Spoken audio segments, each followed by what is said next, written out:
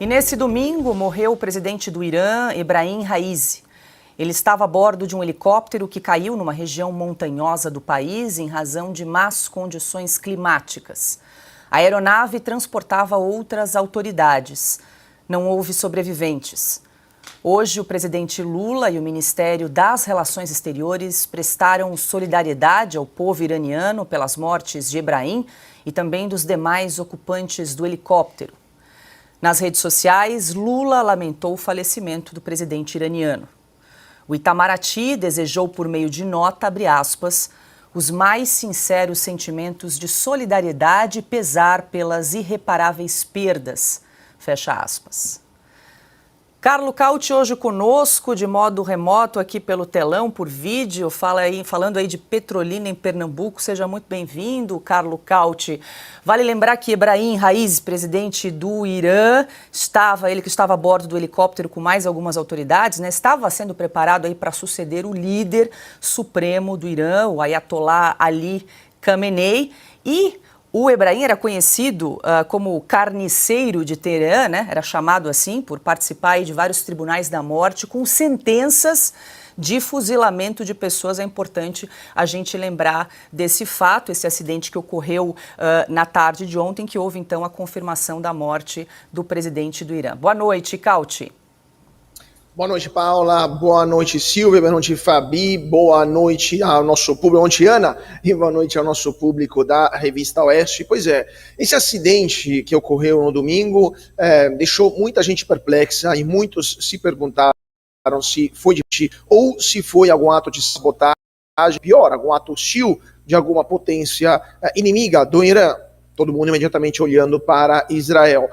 Mas não foi necessária nenhum tipo de conjectura, né, vamos dizer assim, de geopolítica ou de paradiplomacia internacional, de fantapolítica internacional, porque o helicóptero no qual viajava o presidente do Irã era velho de 50 anos, o helicóptero que foi comprado pelo Shah de Pérsia, ou seja, antes da Revolução Islâmica de 1979, um helicóptero muito velho, a manutenção evidentemente era mal feita, não foi a primeira vez que o helicóptero com lideranças iranianas, com presidentes do Irã, cai nos últimos anos. Já aconteceu com o primeiro presidente iraniano, já aconteceu com Mahmoud Ahmadinejad, né, o presidente no começo dos anos 2000, os dois se salvaram. No caso de Raisi, essa vez não foi, ele acabou falecendo, não foi possível salvar o presidente iraniano. Essa pessoa que o nosso governo está homenageando, na verdade, era um assassino brutal. Era um líder político que mandou para o paredão, mandou executar, sem nenhum tipo de remorso, dezenas de milhares de pessoas, inclusive a maioria da esquerda iraniana, uma esquerda laica, secularizada, com a qual o PT deveria ter maior afinidade, e que, na verdade, está ofendendo, né, está ofendendo as vítimas do Raisi, ele que atuou desde o começo da Revolução Islâmica na magistratura iraniana, como juiz iraniano, foi implacável com os opositores do regime até os dias de hoje, quando nos últimos anos vimos jovens manifestando em Teherã contra a opressão do regime iraniano, que lembramos para o governo e para o Itamaraty, se não se lembram, o Irã é uma ditadura. Então, vocês estão saudando um ditador, fecha parêntese. Então, essa pessoa é um ditador brutal, um opressor do povo, tanto que a gente teve fogos de artifício nas ruas de Teherã. Então, enquanto o nosso governo aqui no Brasil, que se disse o defensor da democracia contra pseudo-golpes, que parecem mais questões psicóticas do que reais questões, o nosso governo, que se diz defensor da democracia, sauda um ditador morto, os cidadãos do Irã festejam a morte de um opressor sanguinário.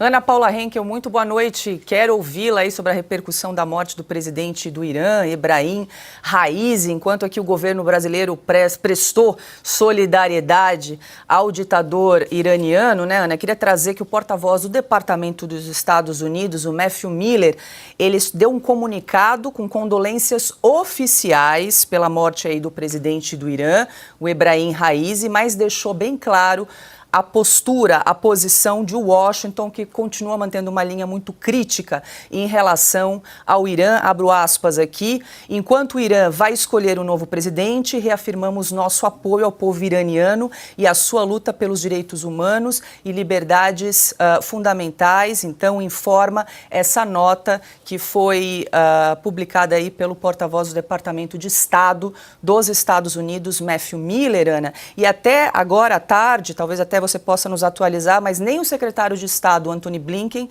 nem o presidente Joe Biden haviam se manifestado em relação aí à morte do presidente do Irã. Boa noite. E até agora não há essa manifestação ainda, Paula. Boa noite, Paula. Boa noite, Fabi, Cauti, Silvio. Muito boa noite à nossa querida audiência. Que bom começar a semana com vocês. Paula, o comentário do Cauti foi irretocável. Tenho muito pouco a acrescentar, a não ser que a realidade não é o que o PT vai tentar pintar, né? É curioso que aqueles que falam que precisamos defender as minorias, os homossexuais, as mulheres, todos aqueles que se colocam dentro da esfera petista no Brasil e que pregam essas defesas, eles estão exatamente do lado de um assassino brutal. Como está muito bem descrito na nossa tarja, foi a morte do carniceiro de Teherã. Eles não querem saber de direitos humanos, direitos dos homossexuais ou direitos das mulheres. Eles são exatamente isso aí. São carniceiros, são assassinos brutais.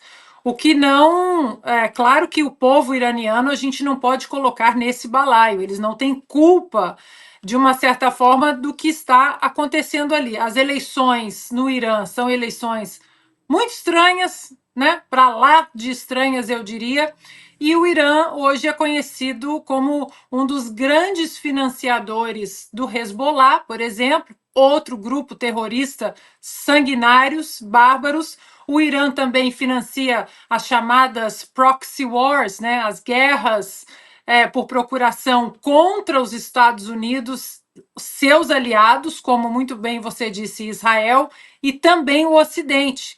Eles absolutamente abominam, eles odeiam tudo que se refere às tradições do Ocidente. E o Brasil, Paula, de 2024, o Brasil do PT de 2024, o PT no comando do Executivo é esse, de mãos dadas com o eixo do mal, de mãos dadas com o Hamas, de mãos dadas com o Hezbollah, inclusive com padres católicos, como o padre de festa junina Júlio Lancelotti, participando de manifestações públicas nas ruas de São Paulo a favor do Hamas, que absolutamente segue a mesma linha do Hezbollah, que é financiado pelo Irã. A gente tem que separar muita gente boa do Irã, o povo iraniano sabe muito bem que o que estava, eu não vou nem dizer quem, mas o que estava dentro desse helicóptero é exatamente o que está escrito na nossa tela. Os carniceiros de Teherã.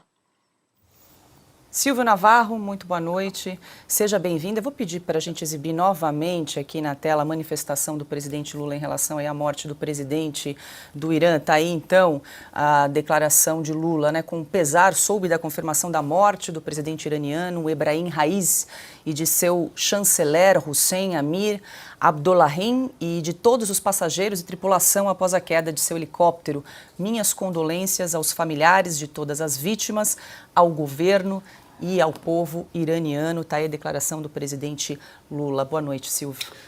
Boa noite, Paula. Boa noite, Ana, querida. Boa noite, Fabi Barroso, hoje com a gente. Carlo Cauti. Boa noite para você que começa a semana conosco. Olha, Xi Jinping, Vladimir Putin, Bashar al-Assad, Erdogan, turco, Nicolás Maduro, Lula da Silva. Essas foram as autoridades que se manifestaram depois da morte do presidente iraniano. É a vontade do Lula de se juntar a esse grupo. Esse é o eixo que ele tenta aproximar o Brasil, com Rússia, com China e, é claro, com o Irã. O presidente iraniano que morreu neste final de semana tinha sangue nas mãos. Era uma pessoa sombria. O último relatório de grupos de direitos humanos divulgado pela agência Reuters indicou que no ano de 2022, foi o último levantamento, 582 pessoas foram executadas no Irã.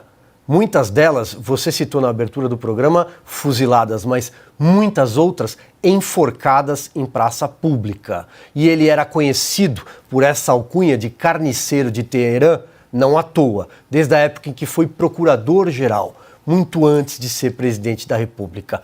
Portanto, é alguém que deixa o mundo melhor a partir desse final de semana, não estando mais à frente de um povo que, como disse a Ana, não tem culpa em sua totalidade de quem o conduzia, de quem conduzia o país.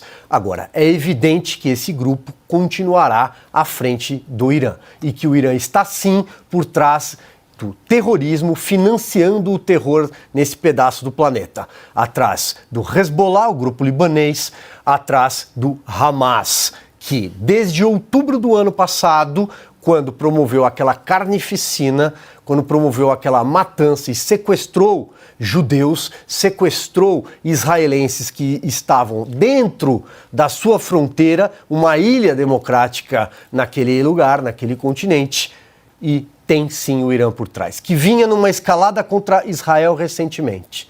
Então, eu acho que o mundo amanheceu melhor nessa segunda-feira.